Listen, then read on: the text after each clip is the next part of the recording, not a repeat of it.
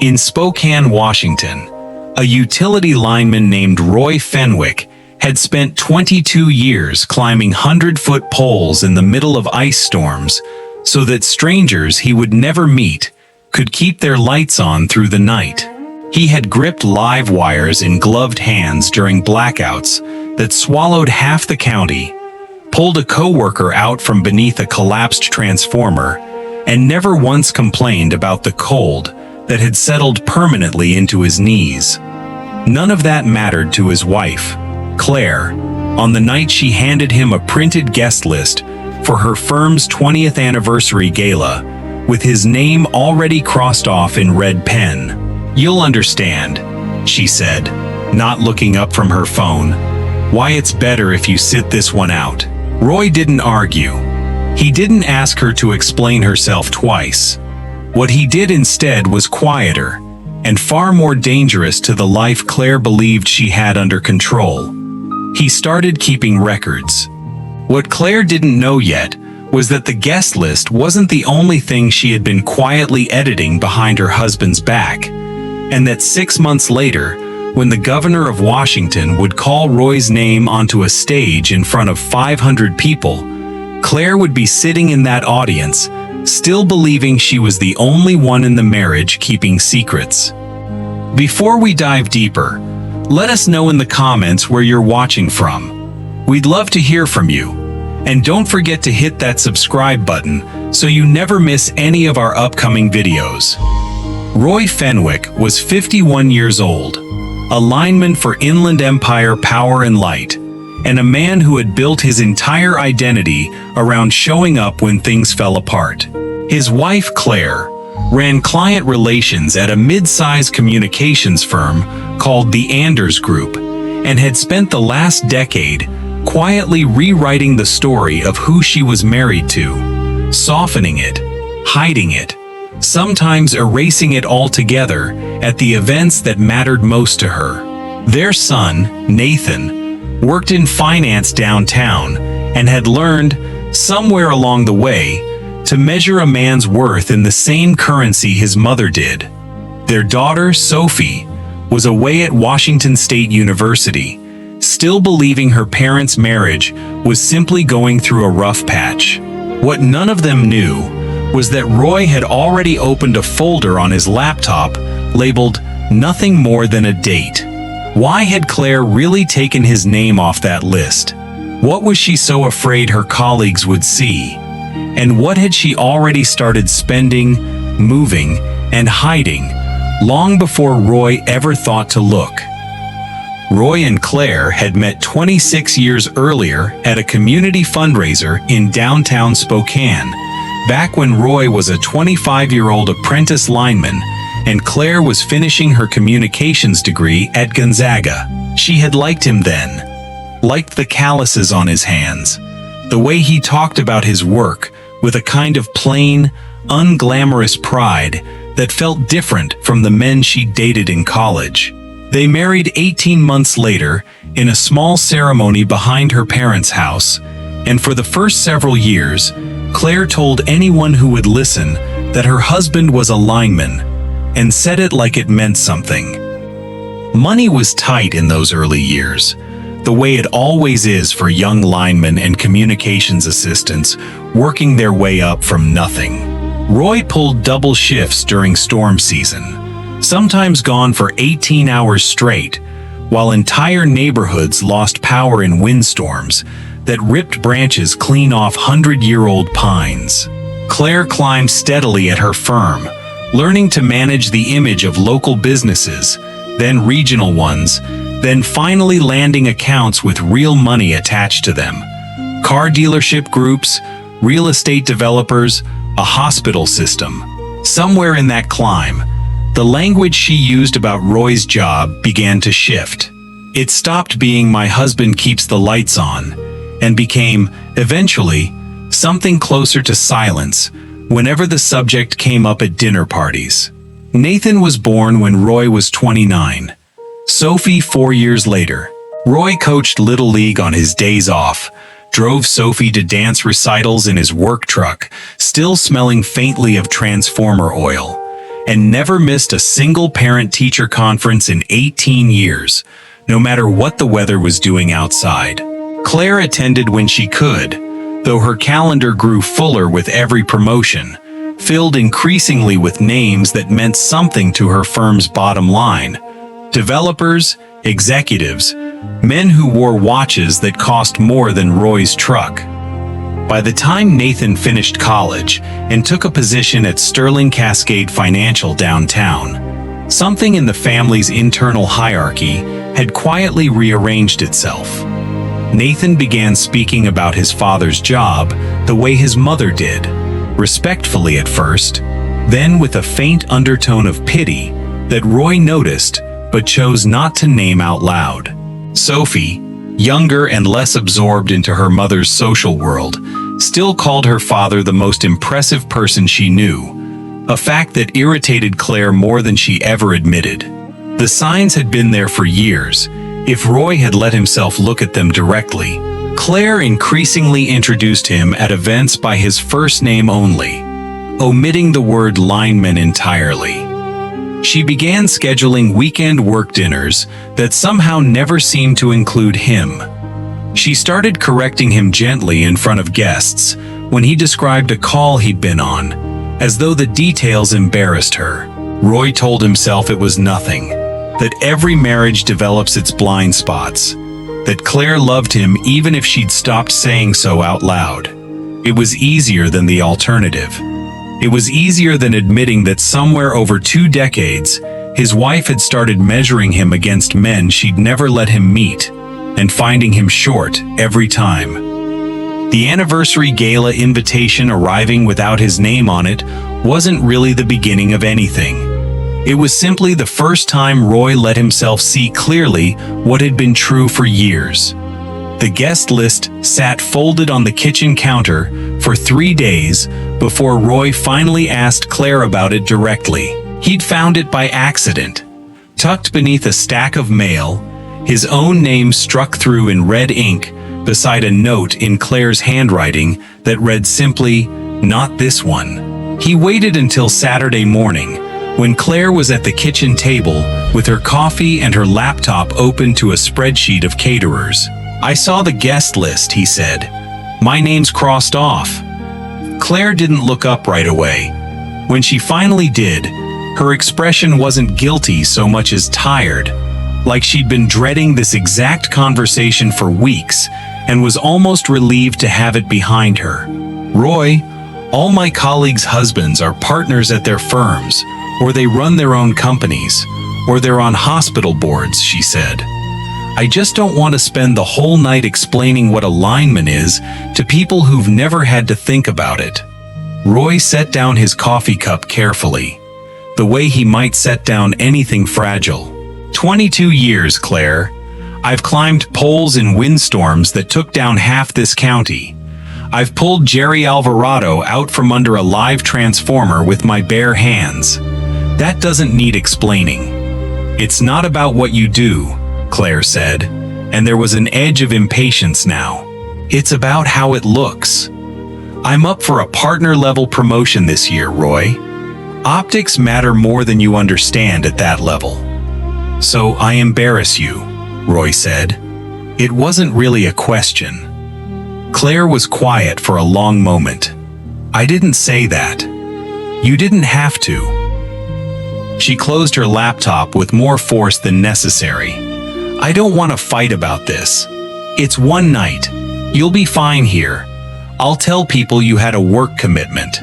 Roy nodded slowly, the same nod he gave dispatchers on calls that had already gone wrong before he arrived. Understood, he said, and left the kitchen before he said something he couldn't take back. That evening, Roy sat alone at the kitchen table long after Claire had gone upstairs. He opened his laptop, created a new folder, and typed a single line into a blank document. October 4th, excluded from Claire's gala. Reason given: professional optics. He didn't know yet what he was building toward. He only knew, with a certainty that settled into his chest like cold water, that he was done pretending not to notice. 2 days later, Nathan came by the house unannounced, still in his work suit from downtown. Claire had clearly briefed him beforehand, because he sat across from Roy in the living room with the careful posture of someone delivering a message he'd rehearsed. "Dad, Mom told me about the gala thing," Nathan said. "I get why you're upset, but you have to see it from her side a little." "Go on," Roy said. "You've been doing the same job for over 2 decades, Nathan said. "Same pay grade, basically. Mom's worked really hard to build something with real upward mobility, and when the two don't match up, it puts her in an awkward position socially. That's not really about you being embarrassing, it's just optics." Roy studied his son's face, looking for some flicker of the boy who used to ride shotgun in the work truck, asking 100 questions about transformers and substations. "You think I should have done something different with my life?" Nathan shifted, uncomfortable. "I think you could have moved into management, gotten a business degree somewhere along the way." "I'm not saying the work doesn't matter, Dad. I'm just saying Mom's paying a social price for a choice you made 20 years ago, and maybe it's time you both acknowledge that." Something in Roy went very still and very quiet. "I've kept the lights on in this city through blizzards, wildfires, and windstorms that took down power for 80,000 homes at a time," he said evenly. "I've never missed a mortgage payment, and I helped pay for your education driving a bucket truck through neighborhoods most people are afraid to drive through after dark. If that's staying small, then I suppose I have some thinking to do." Nathan didn't answer that. He left 20 minutes later, and Roy heard Claire's voice on the phone with him that night, low and satisfied, saying something about how glad she was that at least one person in the family understood. Roy went upstairs to the guest room he'd started sleeping in more often than not, and opened his documentation folder again. Nathan sides with Claire, describes father's career choice as the cause of Claire's social discomfort. Then he opened a second document, one he should have started years earlier, and began pulling up bank statements, credit card records, and the balance on Sophie's college fund.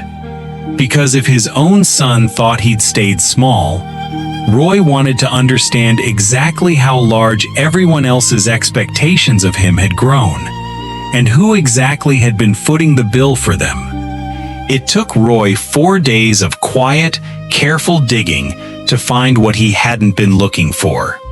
A Visa account opened 2 years earlier, in his name, using his social security number, carrying a balance of $52,000. The charges read like a map of Claire's life without him in it. A boutique in downtown Spokane, weekend spa retreats in Coeur d'Alene, dinners at a steakhouse Roy had never once set foot inside. He was still staring at the statement Tuesday morning when his phone rang. It was Sophie, calling from her dorm at WSU, her voice tight, with a kind of controlled panic. Roy hadn't heard from her since she was small. "Dad, I got an email from financial aid. They're saying there's a problem with my spring tuition, that the account is basically empty." Roy's stomach dropped. "What account, sweetheart?" "The college fund. The one you and Mom set up when I was born. It's supposed to have almost $70,000 in it. They're saying there's less than 9. Roy logged into the account the moment he hung up. Sophie was right. Over the past 3 years, the fund had been drained in irregular withdrawals. 4,000 here, 6,000 there. Every single transfer routed to Claire's personal checking account. That evening, Roy was waiting in the living room when Claire came home, the credit card statement and the fund records laid out on the coffee table in front of him. "We need to talk," he said, "about a Visa card opened in my name that I knew nothing about, and about Sophie's tuition money." Claire's face went through several expressions in quick succession: surprise, then defensiveness, then something closer to defiance. "I was going to pay it back," she said. "I borrowed it." "You stole from our daughter's education to fund spa weekends, and a card opened in my name without my knowledge," Roy said. "That's not borrowing, Claire. That's fraud. Do you have any idea what it costs to maintain the image my job requires?" Claire snapped. "Clients don't want to work with someone who looks like she's barely scraping by. Someone had to think bigger than getting by month to month on a lineman's salary." "Getting by," Roy repeated quietly, "is what's kept this family's lights on for 26 years. He gathered the papers. "Sophie needs $43,000 for her remaining tuition. You're going to find a way to replace what you took, or I'm taking these records to a lawyer and we discuss fraud and identity theft instead." Claire's face went pale, but she didn't back down entirely. "You're overreacting. Try me," Roy said, and went upstairs, already searching for a divorce attorney before he'd fully decided to become the kind of man who needed one. 3 weeks later, Claire hosted a dinner party for a handful of important clients, including Weston Carney, a 53-year-old real estate developer who had just signed a major contract with the Anders Group and owned luxury properties across the inland Northwest. Kearney arrived last, carrying an expensive bottle of wine and wearing the kind of confidence that came from never once hearing the word no. "Claire," he said, kissing her cheek a beat too long, "you look wonderful." When he turned to Roy, his handshake was firm, appraising. "And what is it you do?" "Field work," Roy said. "I'm a lineman, 22 years. Something flickered across Kearney's face, gone almost as fast as it appeared. "Admirable," he said. "Though I've always believed helping people and building real wealth aren't mutually exclusive." Throughout dinner, Kearney circled back to Roy again and again, with the same practiced concern wrapped around each remark. Questions about retirement savings, gentle suggestions about hospital administration, comments about how difficult it must be watching Claire's career outpace his own. By the time coffee was served, Kearney had positioned himself beside Claire on the sofa, closer than the conversation required, his hand brushing her arm as he described closing a recent deal. "I'm hosting a client event at the Davenport next month," he said, looking at Claire in a way that made his intentions plain. "You should come. Bring your husband, if he's free." The way he said "if he's free" made it clear which answer he was hoping for. Roy excused himself early. Upstairs, he added a new entry to his documentation folder. Claire's behavior with client Weston Kearney. Physical familiarity, sustained attention, invitation to exclusive event. Claire dismissive when questioned. He didn't yet know what he'd do with all of it. He only knew he was no longer building a case out of anger. He was building it out of necessity.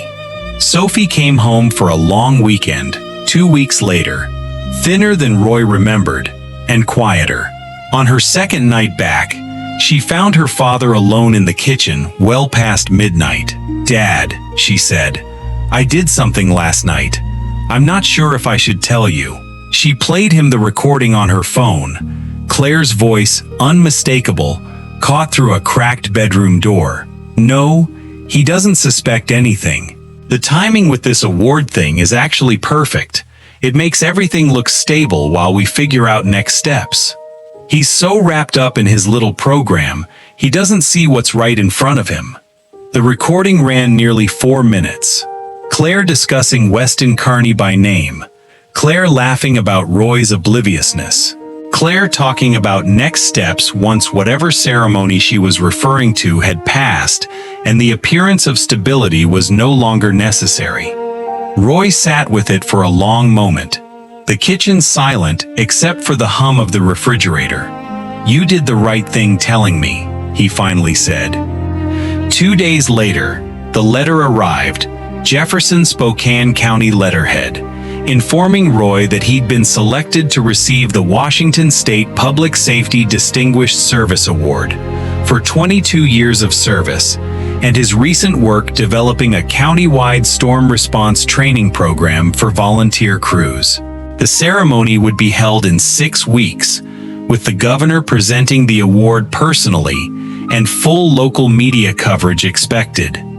Roy met with attorney Carol Dunmore that week, bringing everything: the fraudulent credit card, the drained college fund, the recording, 2 years of documentation. "Mr. Fenwick," she said after reviewing it all, "you have substantial grounds for divorce, and given the financial fraud, possible grounds for criminal charges as well.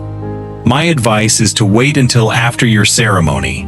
Let the public recognition establish the narrative before anything gets messy in the press."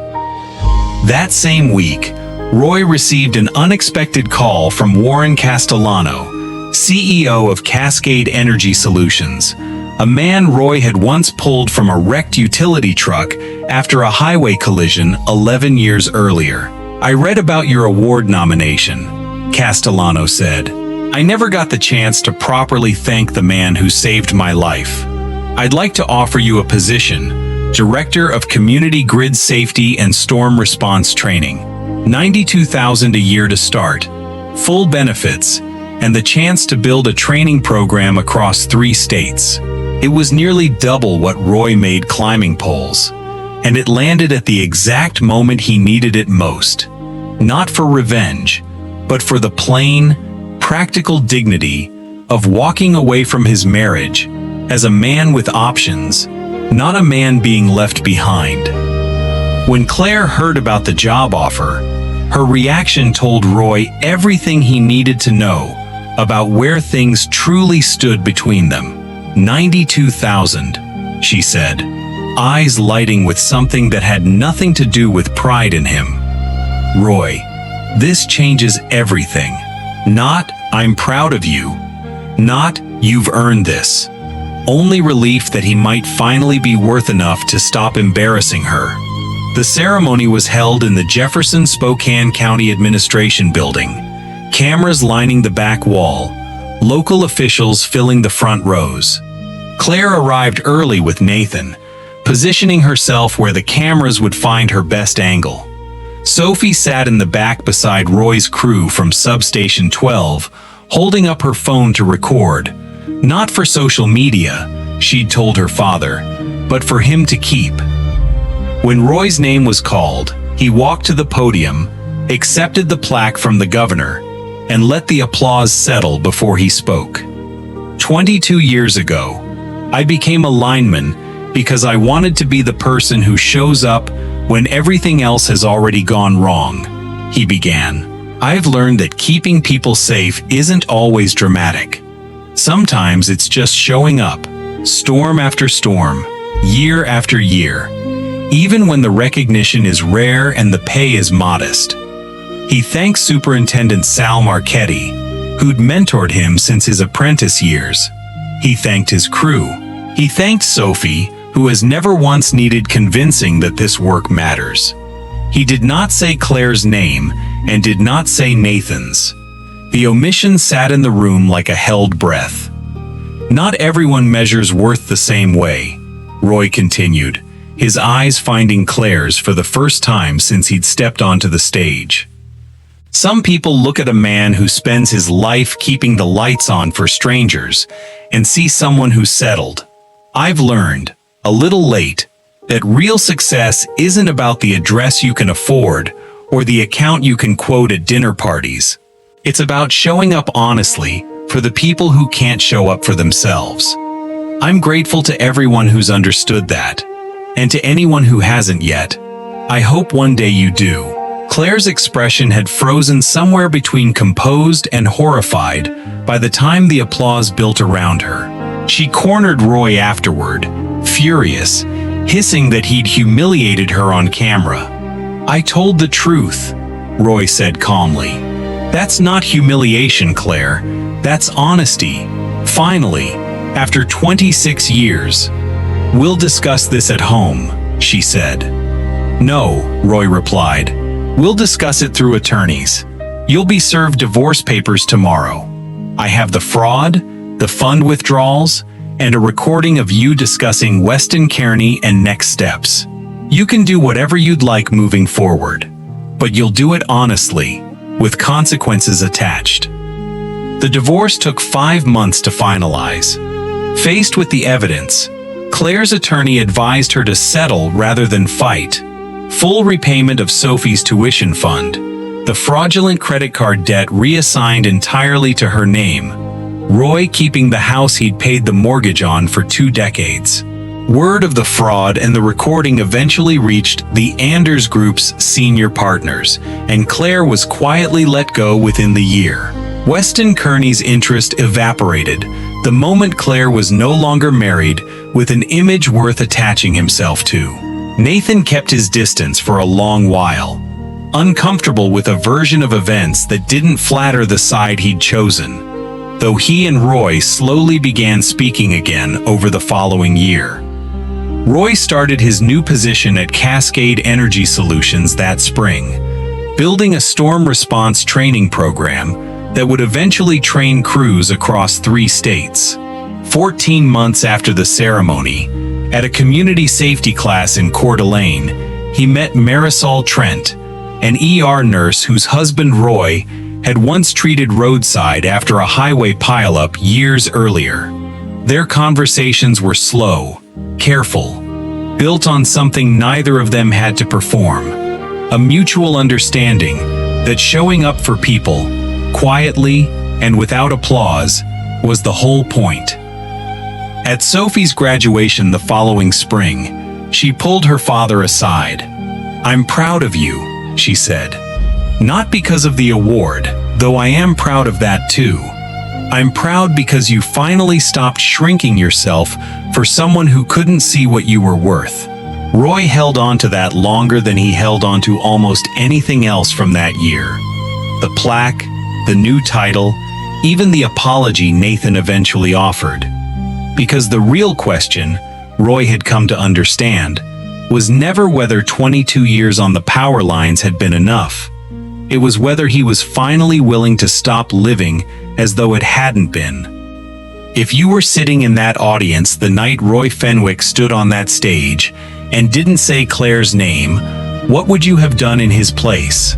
Would you have confronted her the moment you found that guest list? Or would you have done exactly what Roy did? Stayed quiet, kept records, and waited for the truth to surface on its own terms.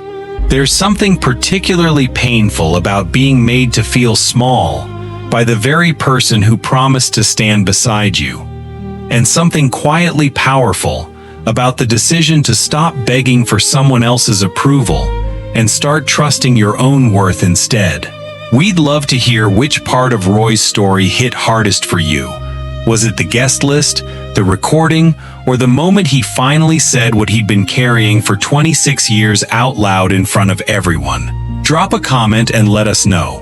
And if a story like Roy's, about a marriage built on quiet shame, a family fund drained in secret, and a truth that finally found its way into the light, is the kind of story that stays with you, there's another one just like it waiting for you next. About a family whose secrets ran even deeper than anyone expected. Make sure you're subscribed so you don't miss it. And if this story moved you tonight, give it a like before you go, so more people can find their way to it too. We'll see you in the next one.